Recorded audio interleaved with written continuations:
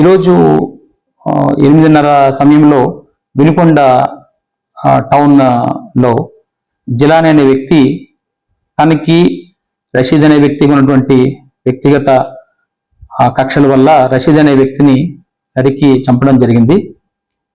ఇటువంటి చర్యలు ఏమైనా కూడా ఎక్కడైనా ఏదైనా రిపీట్ అయితే చట్టపరంగా చాలా కఠినమైనటువంటి చర్యలు తీసుకోవడం జరుగుతుంది. ఎవరైనా వీటిని ఎక్కడైనా ప్రోత్సహించినా కూడా వాళ్ళు కూడా చట్టపరంగా తీసుకునే చర్యలకి బాధ్యులవుతారు. రేపు పట్టణంలో కూడా ప్రజలందరికీ కూడా ఈ విషయాన్ని తెలియజేస్తున్నాము. అందరూ సంయమనం పాటించాలి.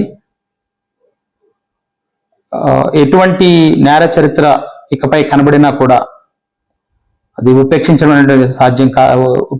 జరగదు.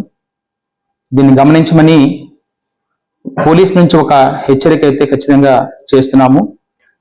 దీన్ని ఖచ్చితంగా గమనించాల్సిన అవసరం కూడా అందరికీ ఉందని కూడా తెలియజేస్తున్నాం.